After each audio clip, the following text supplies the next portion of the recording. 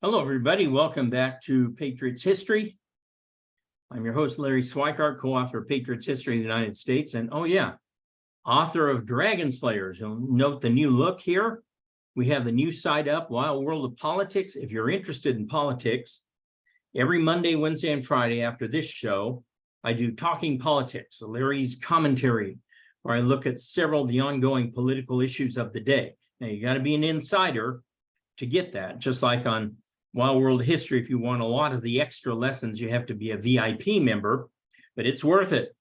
Over on Wild World of Politics, I have an ongoing series called Globalism, its rise and decline, starting with the Congress of Vienna, going through the Versailles Peace Conference, up through the UN, into the dev business, into celebrity climate change stuff, all the way up to the present. You're going to find this really interesting. So if you're at all interested in politics, besides just what's happening here on the history side, go over to the Wild World of Politics and sign up. It's only $6 a month. You won't regret it. Remember, we are trying to turn Patriot's History into a feature film like Sound of Freedom. We can do it. This is going to be the next really big, great movie. Okay. We had Passion of the Christ, very necessary video, very necessary movie. We had Sound of Freedom, very necessary. We need a great, uplifting, hope-ridden, heroic saga of American history on the big screen. And I think we can give it to you with Patriot's History. So go over and check it out. Look at the incredible trailer there. And if you like it, buy me a coffee. All right, we actually finished chapter 4 of Patriot's History last time. However, one piece I did not read from the documents, I just kind of found it out of order a little bit, was George Washington's document on creating a peacetime military establishment, written in 1783 after the American Revolution was over. So I want to read through that today. It's not short. Probably take us this period. Then we will get back to, we'll start up next time with chapter 5. But this is from the Patriot's History Reader on page 35 on creating a peacetime military establishment, George Washington, 1783. In February of 1783, King George II issued his proclamation of cessation of hostilities, officially ending the American Revolution. Peace was thought to be simply a matter of time and negotiation. One remaining problem, however, was the existence of a large continental army, which was somewhat mutinous, underpaid, woefully supplied, and angry with the Continental Congress.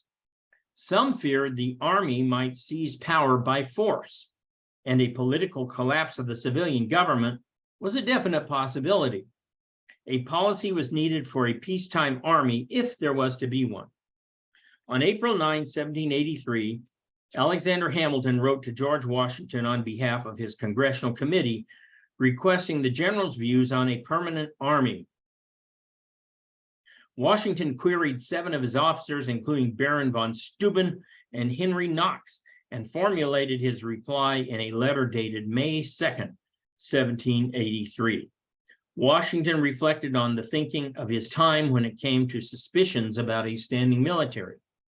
But having seen militias in the field, he was unwilling to be totally dependent on them for the nation's defense.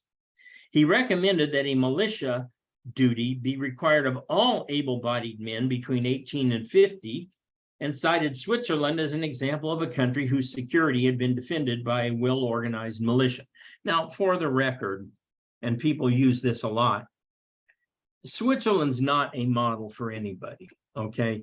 It's a highly mountainous country, surrounded on all sides, very difficult to get into and out of Switzerland by rail or car, or at that time, wagon.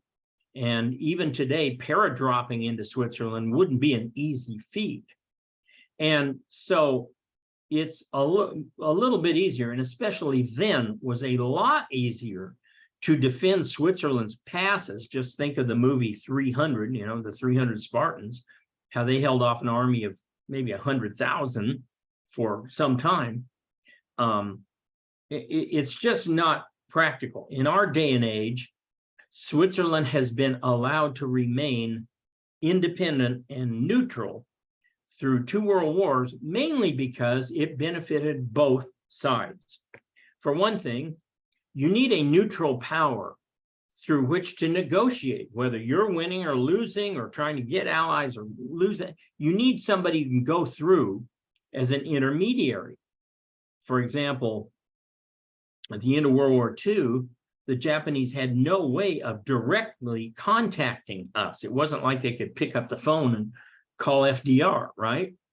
So they went through Sweden or Russia, which at that time, until the very end, wasn't at war with them. The other reason Switzerland is able to maintain its independence is that any country that wanted to could take Switzerland, but it would be the old bear and the hedgehog.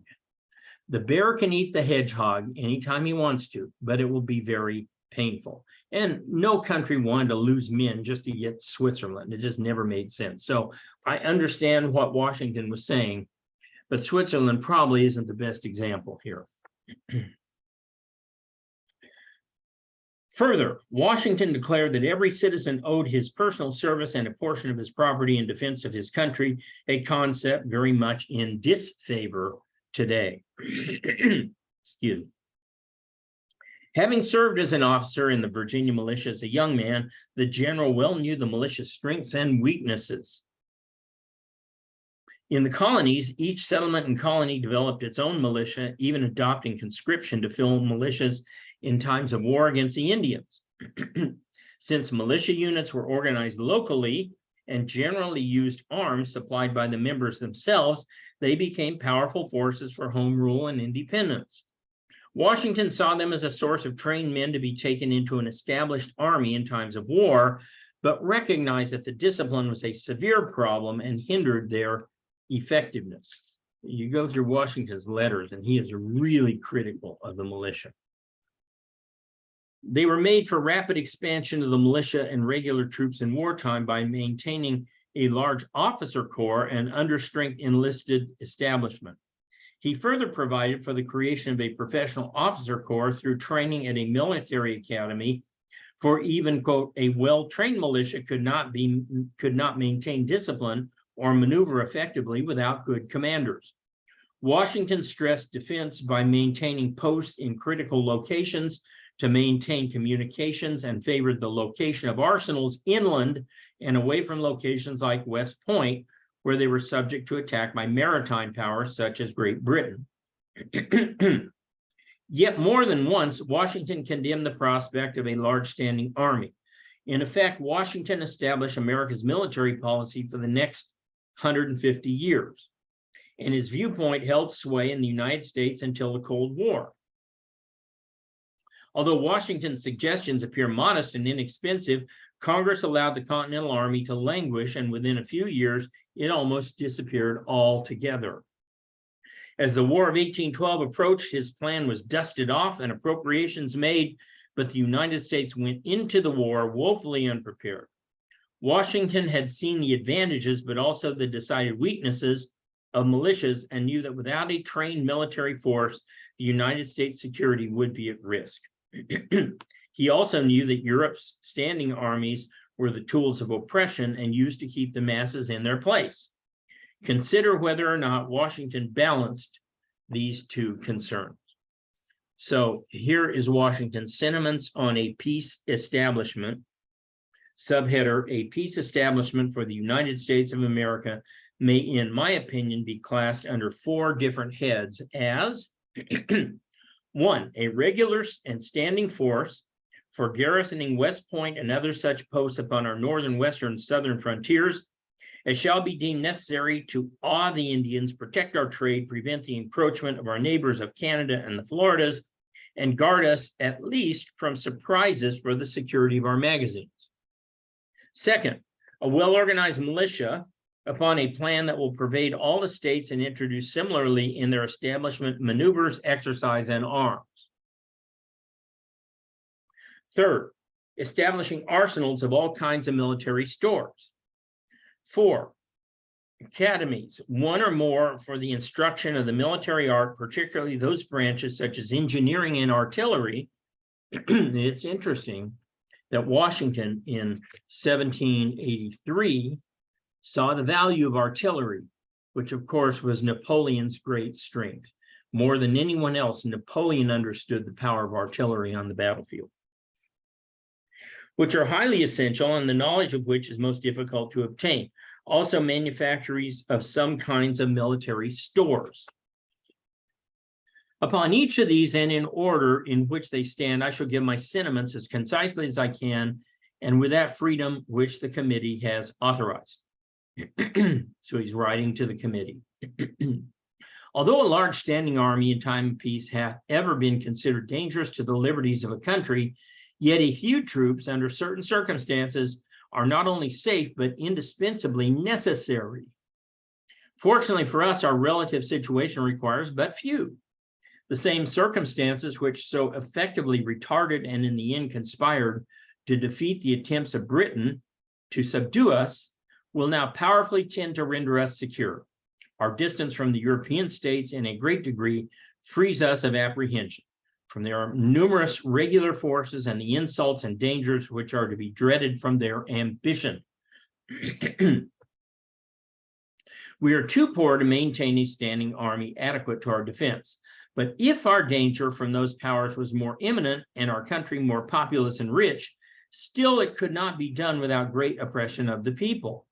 Besides, as soon as we are able to raise funds more than adequate to the discharge of the debts incurred by the revolution, it may become a question worthy of consideration whether the surplus should not be applied in preparations for building and equipping a navy, without which, in case of war, we could neither protect our commerce nor yield that assistance to each other, which on such an extent of our seacoast, our mutual safety would require. So isn't this interesting that Washington, a soldier, says we ought to first set up a navy. A navy ought to be our #1 priority. Fortifications on the seaboard may be considered in 2 points of view. First, as a part of the general defense, and next as securities to dockyards and arsenals for shipbuilding, neither of which shall I take into this plan, because the first would be difficult, if not under our circumstances, impracticable, at any rate, amazingly expensive. The other, because it is a matter out of my line and to which I am by no means competent, as it requires a consideration of many circumstances to which I've never paid attention. See how honest he is in this? Can you imagine a modern politician saying, well, you know, I really can't give you an answer on that, not because he's hiding something, as most of them do, like that fine director of the FBI we have. But imagine if they got up there and said, you know, I can't answer that because I just don't know. It's way outside my area of expertise, but I can give you somebody to ask. All right.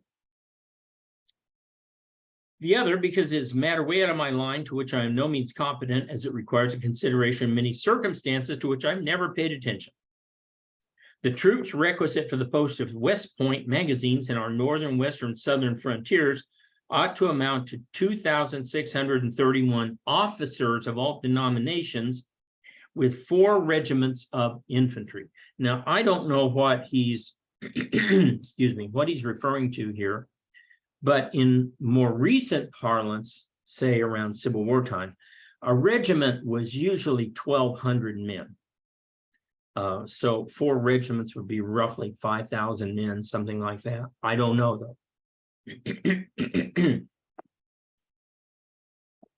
If this number should be thought large, I would only observe that the British force in Canada is now as powerful and by report will be increased, that the frontier is very extensive, that the tribes of Indians within our territory are numerous, soured, and jealous, that communications must be established with exterior posts, that it may be policy and economy to appear respectable in the eyes of the Indians. In other words, we ought to have enough of an army that the Indians don't go on the warpath and start to attack us because they deem us weak. Good advice. In a word, that it is better to reduce our force hereafter than to have to increase it after some unfortunate disasters may have happened to the garrisons, discouraging to us and an inducement to the enemy to attempt a repetition. So better safe than sorry.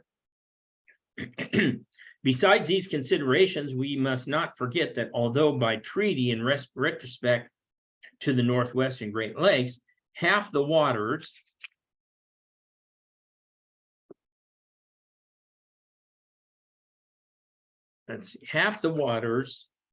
and the free navigation of the lakes appertain to us.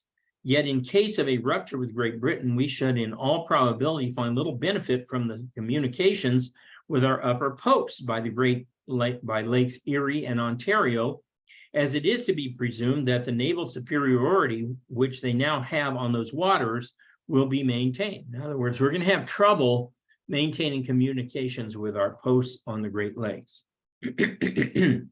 It follows as a consequence then that we should open new or improve the present half-explored communications with Detroit and other posts on the lakes by the waters of the Susquehanna, Potomac, or James Rivers to the Ohio, from whence communications by water may be opened with Lake Erie. This would open several doors for the supply of the garrisons on the lakes and is absolutely necessary for such others as may be thought advisable to establish upon the Mississippi. The 2,631 men before mentioned, I would have considered to all intents and purposes as continental troops looking to Congress for their orders, their pay, and supplies of every kind. So here, he seems to say that 4 regiments would consist of 2,631 men. That doesn't seem to be what he said earlier. He seemed to say there'd be 2,631 officers and 4 regiments of men. So I find that a little confusing. Looking to Congress for their orders, their pay, their supplies of every kind, not having a particular knowledge of the situation of the southern and western boundaries of the Carolinas and Georgia, which is necessary to decide on the posts to be established in that district, the allotment of only 1 regiment thereto may be judged inadequate. Should that be the case, a greater force may be established and a sufficient allowance made them. A reduction in the non-commissioned officers and privates should be made while the commissioned officers remain the same. The numbers of men which compose the infantry will be sufficient for my calculation, and the situation of our frontiers renders it convenient to divide them into so many corps as have been mentioned, for the ease and propriety of command. I may also say that in my opinion, the number of our commissioned officers has always been disproportionate to the men, and in the detached state in which these regiments must be employed, they cannot consistently, with a good service, be reduced. So we're going to need all these officers. It may also be observed that in the case of war and the necessity of assembling their regiments in the field, nothing more will be necessary than to recruit 18 men to each company and give the regiment its flank company. Or if we should have occasion to add strength to the garrisons or increase the numbers of our posts, we may augment 900 men, including sergeants, without requiring more than officers of 4 companies.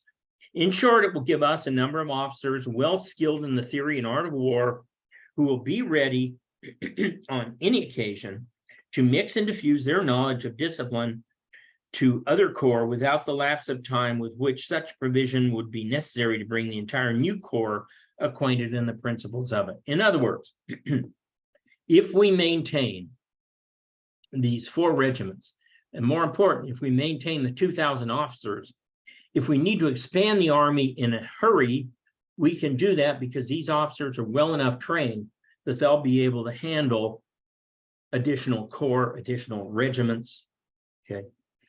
But if you don't have them, it takes a long time to train the officers. Besides the 4 regiments of infantry, 1 of artillery will be indispensably necessary. The invalid hospital corps should also be retained. Motives of humanity, policy, and justice will combine to prevent their being disbanded.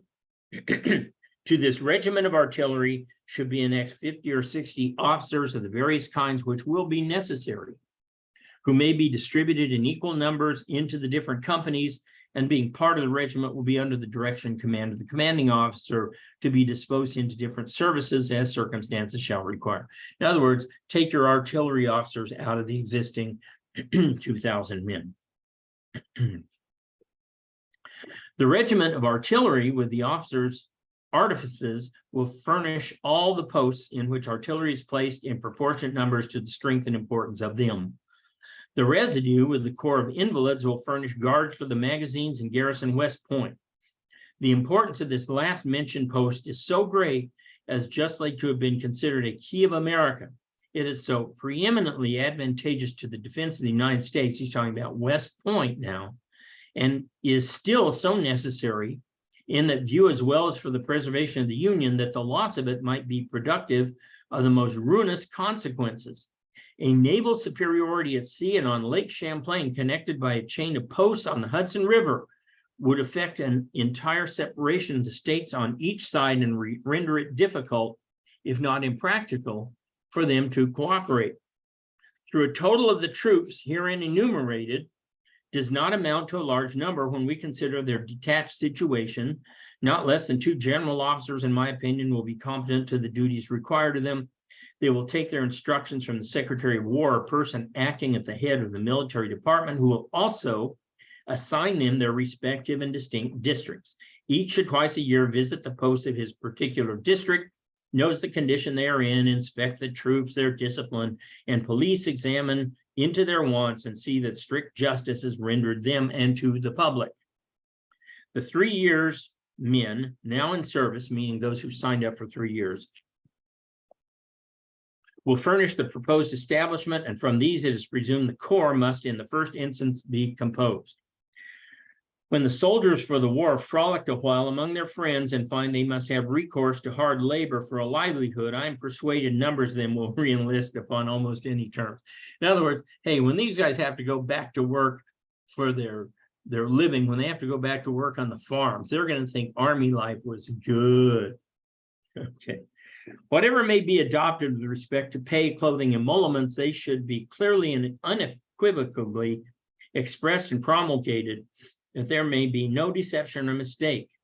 Discontent, desertion, frequent mutiny are the natural consequences of these, and it is not more difficult to know how to punish them than to prevent these inconveniences when it is known that there has been a delusion on the part of a recruiting officer or a breach of compact on the part of the public. What's he saying? He's saying, when we recruit people to serve, you must be absolutely honest in what their service will be. You can't lie to them. You need to tell them exactly what they're going to be doing.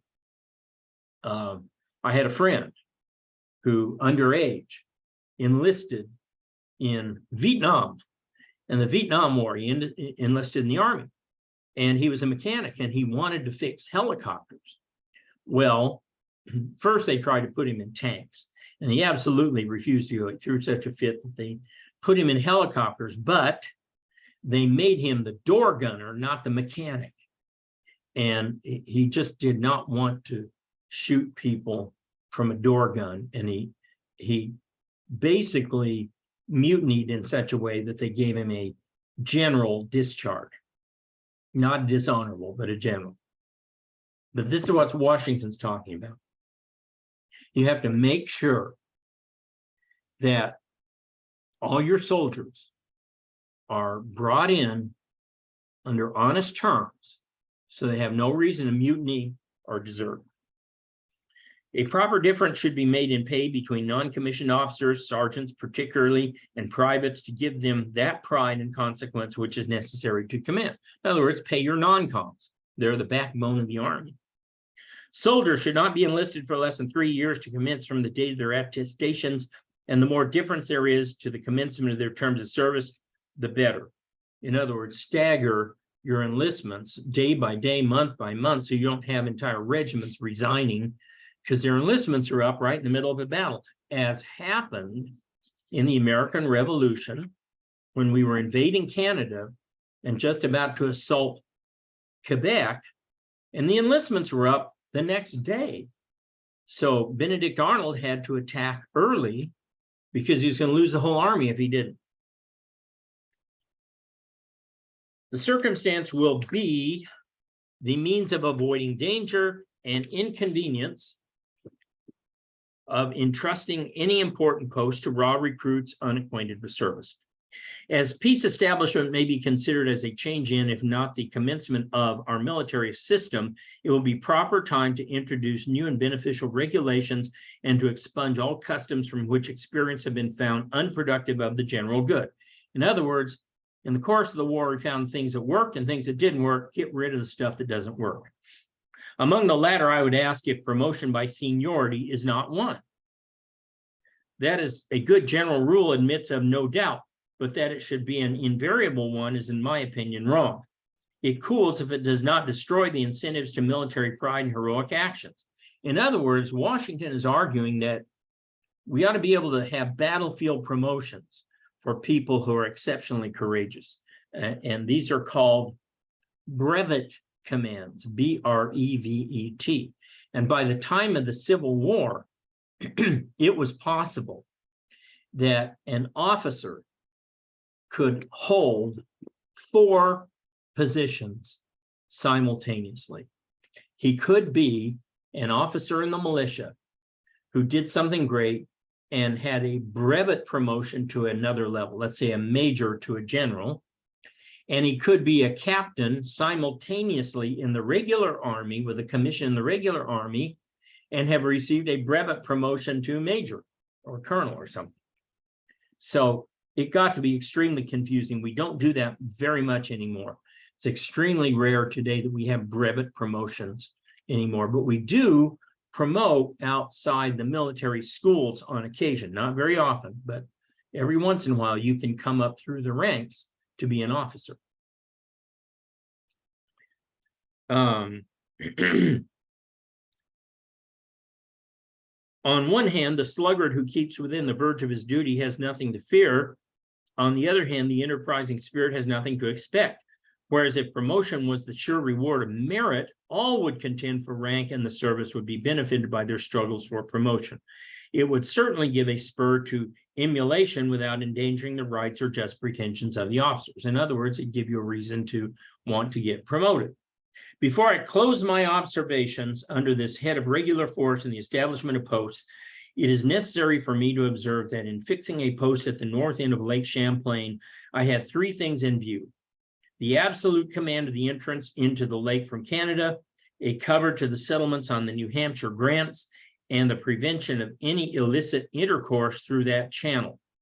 But if it is known or should be found that the 45th degree crosses the lake south of any spot which will command the entrance into it, the primary object fails, and it then becomes a question of whether any place beyond Ticonderoga or Crown Point is eligible. So he's saying, figure out if we own the land on both sides of Lake Champlain, and if we do, put a fort at the end of Lake Champlain, top. I come next in order that I prescribe myself to the treat of arrangements necessary for placing the militia of the continent on a respectable footing for defense of the empire in speaking of this great bulwark of our liberties and independence, being convinced at the same time that the only probable means of preventing insult or hostility for any length of time and from being exempted from the consequent calamities of war is to put the national militia in such a condition that they may appear truly respectable in the eyes of our friends and formidable to those who would otherwise become our enemies. Okay, what's he saying? Did you see the movie The Patriot? Remember the great scene? Love this scene. The 2 armies are drawn up alongside each other, British, Continentals, and Benjamin Braddock goes up into a house on the 2nd floor, and his son, played by Heath Ledger, is looking out on the battlefield, and both sides exchange volleys, and the Continentals break and run. And Braddock, wasn't his name Braddock, it was Benjamin, anyway, Mel Gibson. Mel Gibson standing back there, and he shakes his head and he goes, that Gates is a damn fool. Going toe to toe with the redcoats in open field is madness. Well, Washington says just the opposite. Washington says you're not going to win a war with militia. You need the militia to be fully trained and respectable, in his words, meaning like a regular army, or they're not going to hold out. Passing by the mercenary armies, which have at one time or another subverted the liberties of almost all countries they've been raised to defend, we might see with admiration the freedom and independence of Switzerland, supported for centuries in the midst of powerful and jealous neighbors by means of a hardy and well-organized militia. Again, George, I think you kind of missed the point with Switzerland.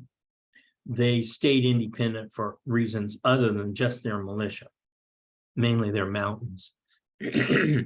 I shall therefore proceed to point out some general outlines of their duty and conclude this head with a few particular observations on the regulations which I conceive ought to be immediately adopted by the states at the instance and recommendation of Congress. Okay, so he's getting ready to wind it up here. It may be laid down as a primary position and the basis of our system that every citizen who enjoys the protection of a free government owes not only a proportion of his property, but even of his personal services to the defense of it, and consequently that the citizens of America, with a few legal and official exceptions, he's talking about people like Baron von Steuben, from 18 to 50 years of age should be born on the militia rolls, provided with uniform arms, and so far accustomed to the use of them that the total strength of the country might be called forth as a short notice on any very interesting emergency, and for those purposes they ought to be duly organized into commands of the same formation. Now, where he speaks of uniform arms, everybody was armed. Everybody had muskets, but they didn't have uniform muskets. What's the advantage? If you're on a battlefield and you've got a pouch of musket balls or whatnot, and they're suited to a certain caliber musket, and it breaks, or you drop it in fight, you know, maybe you're hand-to-hand combat, you drop it while you're fighting somebody, you pick up another musket, your musket balls may not fit that other guy's musket unless you have standardized arms. So it's very important that you had uniform arms of an army in the field.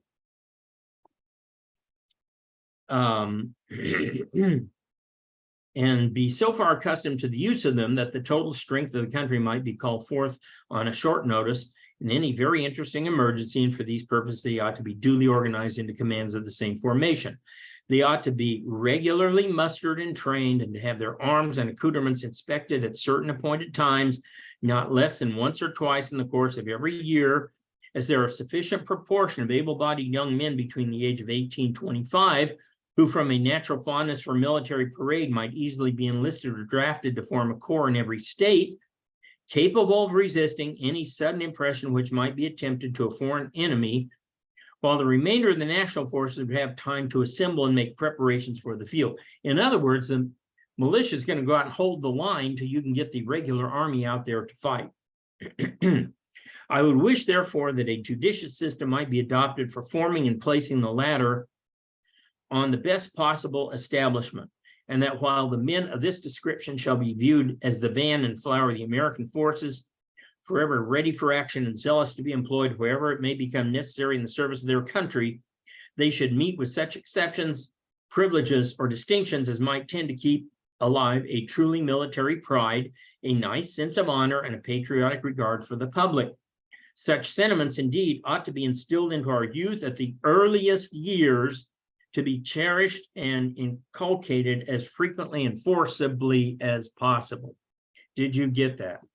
Washington said we ought to be teaching youths in elementary school use of firearms, ROTC, and the like.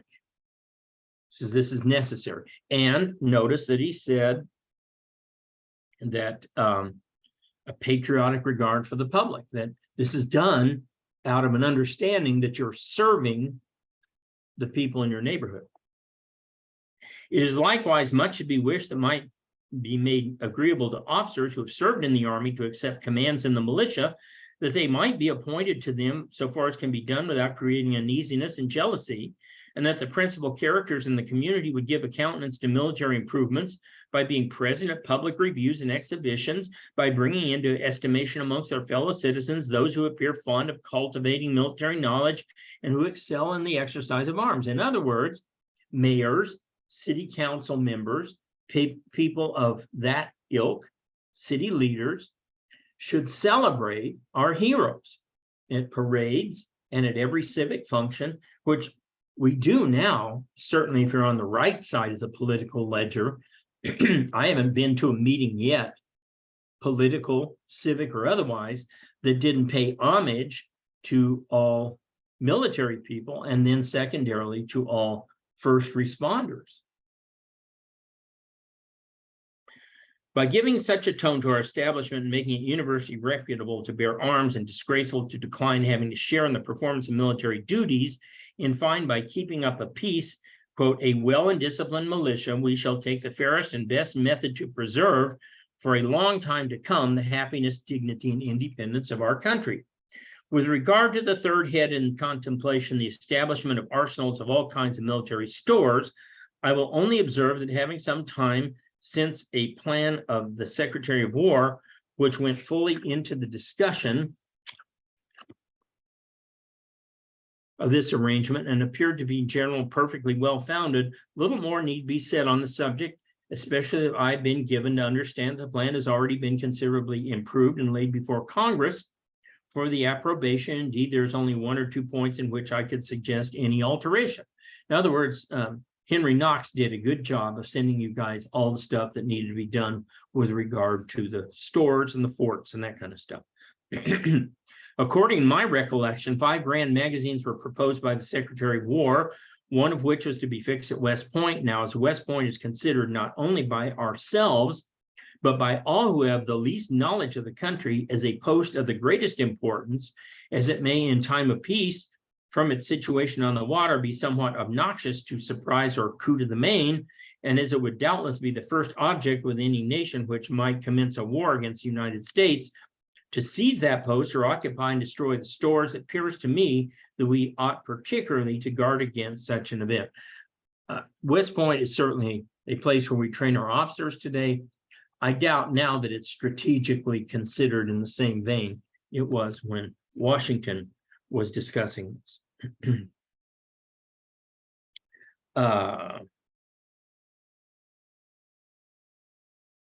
Let's see. By establishing grand arsenals in the interior part of the country, leaving only West Point an adequate supply for its defense in almost any extremity. Under the 4th General Division, the subject it was proposed consider the establishment of military academies and manufactories as a means of preserving that knowledge and being possessed of those warlike stores which are essential to the support of the sovereignty and independence of the United States. At that an institution calculated to keep alive and diffuse the knowledge of the military art would be highly expedient, and that some kinds of military manufactories and laboratories may and ought be established will not admit a doubt.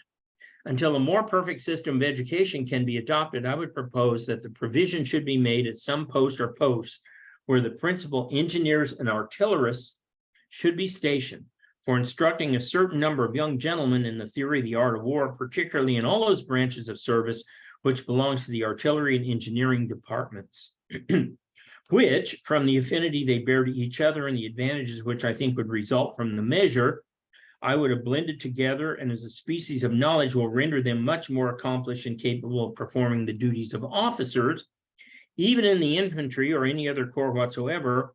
I conceive that appointments to vacancies in the established regiments ought to be made from the candidates who shall have completed their course of military studies and exercises. In essence, Washington is saying he thinks that the engineers in the artillery corps are the brightest of all of the officers, and that you can take those guys and put them almost anywhere. You notice what he leaves out in all of this is cavalry, which was kind of a big deal back then in Europe. That's what everybody wanted to go into, was cavalry. Not here. Of so great an importance it is to preserve the knowledge which has been acquired through the various stages of a long and arduous service, that I cannot conclude without repeating the necessity of the proposed institution unless we intend to let science become extinct and depend entirely upon foreigners for their friendly aid if we should ever again be involved in hostility. For it must be understood that a corps of able engineers and expert artillerists cannot be raised in a day, nor made by any exertions in the same time, which it would take to form an excellent body of infantry from a well-regulated militia. In other words, these guys take some training. As to manufactories and laboratories, it's my opinion that we should not be able to go largely into the business at present. We should nonetheless have a reference to such establishments hereafter, and in the meantime that we ought to have such works carried on whenever our principal arsenals may be fixed. Thus, I have given my sentiments without reserve on the 4 different heads into which the subject seemed naturally to divide itself as amply as my numerous avocations and various duties would permit. Happy shall I be if anything I have suggested may be found of use in forming an establishment which will maintain the lasting peace, happiness, and independence of the United States of America. So there you go. That's what George Washington had to say about a standing army. He said, we don't need a big one, but we need one. And we especially need trained officers, and we especially need artillery. I think in this day and age, he would probably say we especially need officers, and we need pilots, and we need missile guys who know how to shoot from a long distance. That's just my take.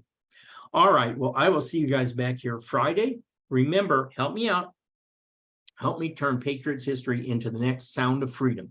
Help me make it into a movie.